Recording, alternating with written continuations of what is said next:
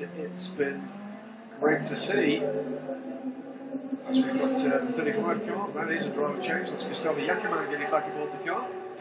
See a lot more of him in sports car racing. Got a bit of a reputation as a crasher in the States, in Grand Dam. I think he's put that slightly unfairly in some cases, but he has put that behind him.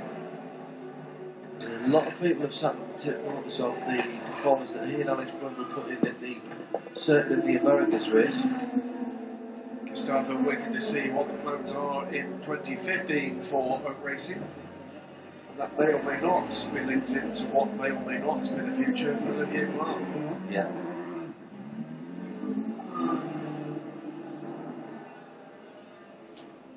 I'm just so surprised that Blanc has not got the club works to drive.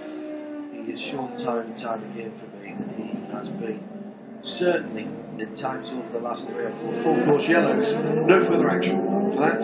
So I think people have been given a little bit of leeway. So that's both of the yellow flag infringements have been NFA'd. So I think what's going to happen now, almost certainly, is there'll be another chat about this in the next driver's briefing when we get to Shanghai, and there'll be further tweaks made. But clearly, in terms of the way to run and manage a race, that looked good to me. As far as you're right, John, in terms of the way in which these cars can be raced, can be driven now. The whole character of the race has changed, hasn't it? I mean, it's changed it just in the kind of relatively short time that I've been kind of covering sports car racing. But, and the thing that changed it, to be absolutely honest with you, was Audi. That's a swap for position. 35 and 27. That is Gustavo Yacaman going back into third position. Not quite. It's a decent bit of defensive driving by Sergei Zhlobin. Oh, don't put him off the track. These cars are so well matched, aren't they? Remember, Sergei is. Oh, he's hit it! He's hit him, and that is almost a very big off. Thank goodness for very wide areas for runoff. As Zhlobin comes back in, there's going to be a bit of carbon fibre there. Now, it all looks good here.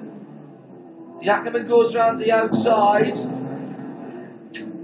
It's a tough one. No, I don't think so. I think, unfortunately, I think it was all about Gustavo. I don't think there was room around there. Now, let's see. Who does this benefit?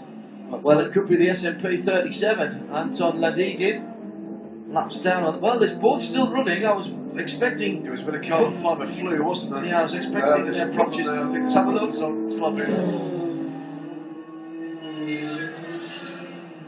It's a tough one to call, because you've got to get round the corner. Having said that, it would have only took Slobbin to lift off a tiny bit. He didn't need to run into the rear corner, but did. Oh, and there's a bit of. They're both coming into the pits? No, neither of them coming into the pits. They're just trying to clean off their tyres there. No, the Sergei Zhlobin is not a happy bunny. I think he felt there was a little bit of elbows there on the start-finish straight. And oh dear me, there's, I'm not quite sure what that gesture actually meant. Maybe it's been something in Russia, but it wasn't friendly. It's not. I'll see you afterwards for a beer, my friend. No. A battle though. Story of the race for me, however, is the third place car. Mistake in qualifying saw them thrown out and put to the back of the grid with 2 larger restrictors in the Dunlop Shod on Roque Morgan. And first in from Gustavo Yacaman of Herculean proportions, dragged the car up into contention, and then Kiko Ehara did a great middle stint. In third place she finished off, and Alex Brundle held that position and pushed the car home. An unexpected podium, I think, after the early part of the weekend.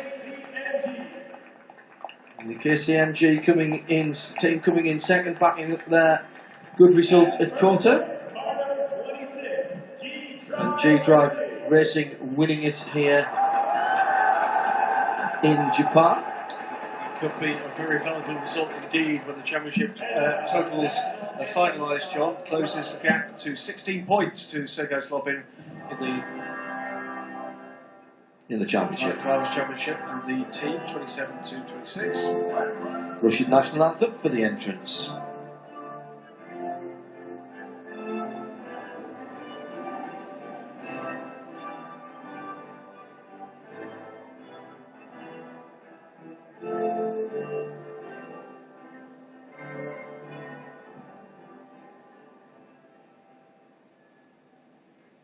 And now for the trophy presentation. Presenting the LMP2 trophy is the Lieutenant Governor of Shizuoka Prefecture, Mr. Takashi Nama. The third place trophies go to car number 35, Oak Racing. Well, as I said, Graham, I think this is the story of the race. If you take out the win for Toyota, Kiko Ehara, on home ground, of course, and I'm not sure about this, somebody may tell us, but I think that might be the first lady driver on the podium in WEC. I think you may be right, John. But coming from the very back, Yacaman's first stint was stunning through the traffic. Fabulous stuff. It just goes to show that jet engine. It's a very potent piece of kit, and there's certainly still life in the Hawken chassis, isn't there? Good result for KCMG and the team there. They closed the gap as well on S&P, but not by as much as G-Drive will. Alex Imperatori impressed me, as did Richard Bradley, and Matthew Housen, of course, the official driver mascot of the Isle of Wight Festival. And the first place trophy goes to car number 26, G-Drive. And G-Drive, Roman Rusinov, Ollie Pla, Julian Canal. Julian Canal's transformation from GT driver to P2 driver is complete. Proper job from Julian Canal there. Olivier Pla we expected from, absolutely. Roman Rusinov did very well indeed. Julian Canal, though, theoretically should have been a weak link there. He didn't prove to be that this time. It was a great showing from the whole team. Thoroughly deserved that win, I thought. And a good battle. As I say, it might have been a little bit different for a little longer had Imperatori not made that slightly low percentage move on the Proton car. But that was the only thing he did. Oh no, that was a great drive by Imperatori. 3 very good drives on that podium that would be worthy of the driver of the day alone, and that would certainly be the Canal drive, the Gustav Yacaman opening stint, and the Imperatori opening stint, and towards the end as well, putting the pressure back on. Happily, we will see this Oak car back again in Shanghai, and again after that in Bahrain. Slightly different driver crews for those races, but good to have that bolster.